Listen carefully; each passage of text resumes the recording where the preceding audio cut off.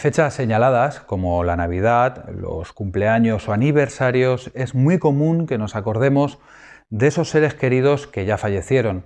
Experimentar tristeza ante el recuerdo de ese familiar o amigo es muy común, pero ¿qué ocurre cuando ese proceso se cronifica y no se resuelve correctamente o incluso aumenta cuando ya ha pasado mucho tiempo?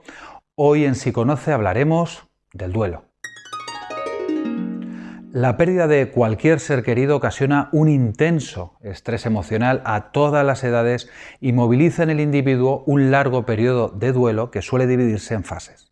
El tiempo a resolver estas fases suele ser de un año aproximadamente desde la pérdida. Si la persona queda fijada en alguna de las fases más de este tiempo y esto le causa mucho malestar, interfiriendo en su vida laboral y social, por ejemplo, debería de acudir a un especialista para resolver adecuadamente un proceso indeseado, pero al que muchos nos tenemos que enfrentar en algún momento de nuestra vida. Hoy os traigo las tareas que según William Worden debemos de realizar o por las que tenemos que transcurrir para poder pasar este duelo y, ¿por qué no?, poder también aprender de esta experiencia tan vital para todos y que de seguro nos hará crecer personalmente si lo sabemos resolver bien. Comencemos. La primera tarea, aceptar la realidad de la pérdida. En un principio lo que se experimenta ante la pérdida es una reacción de shock. La persona experimenta insensibilidad y se niega a admitir la realidad de esa pérdida. Por lo tanto, para poder cumplir esta primera tarea deberá de aceptar que la persona ha muerto y que ya no va a volver. La segunda tarea será trabajar las emociones y el dolor de la pérdida. Cuando se acepta la pérdida aparece el estallido emocional y la aparición del dolor. Este dolor hay que saberlo reconocer, trabajándolo, etiquetándolo primeramente y justificando esas emociones con la pérdida de manera apropiada, ajustada a la realidad. En esta tarea os aconsejaría escribir en un diario. Estaría muy bien volcar recuerdos poco a poco, sin prisas, describir las virtudes de la persona por la que pasamos el duelo y también los defectos o cosas que no nos gustaban tanto de esa persona. Esto nos ayudará a tener una imagen real y no distorsionada.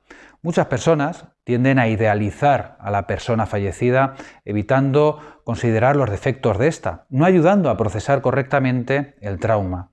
También es aconsejable mantener un diálogo a nivel de carta escrita con la persona fallecida. Esto que suena un poco raro no lo es y funciona muy bien. Veréis. Muchas veces, por las características de la muerte, no hemos podido tener la oportunidad de hablar con esa persona antes de su fallecimiento. No pudimos saldar quizás rencillas, pedido perdón u otras situaciones interpersonales que son tan naturales, ¿verdad? Pues bien, sacar de nosotros esa necesidad y plasmarla en un papel nos ayudará muchísimo, nos justificará. En terapia, por ejemplo, realizamos la terapia de la silla vacía, colocando al cliente enfrente de una silla vacía donde simbólicamente colocaremos a la persona que falleció para que nuestro cliente pueda decir lo que lleva dentro y no pudo decirlo antes del fallecimiento o esa pérdida. La tercera tarea, adaptarse en un medio en el que el fallecido no está. La persona empieza a ser consciente de todos los roles que desempeñaba el fallecido algún tiempo después de la pérdida. Por lo que para aprender a vivir con esas pérdidas se deben de aprender nuevas habilidades y adoptar nuevos roles. Esto en un principio puede llegar a ser muy estresante, pero es igual que los otros pasos, fundamental. Nos aliviará saber que somos capaces de poder realizar ciertas tareas que hacía la otra persona, aumentando así nuestra sensación de autoeficacia. La cuarta y última tarea es una tarea que sobre todo está destinada para aquellas personas que han perdido a su pareja. Recolocar emocionalmente al fallecido y seguir viviendo. Esto implica retirar la energía emocional que destinábamos en el fallecido para reinvertirla en otra persona, sin que esto signifique olvidar la relación significativa que se tenía con la otra persona. Para finalizar, y como decíamos, el duelo es algo inevitable a afrontar más tarde o más temprano, pero es un proceso muy natural que no se debe de evitar, sino que vivir de la forma más natural, sabiendo que existe un proceso lleno de etapas a pasar. Aceptando primeramente la pérdida de ese ser querido que tuvo una vida tan finita como la tuya o la mía, lo cual debería de ayudarnos a también aprovechar este tiempo tan presente y tan valioso.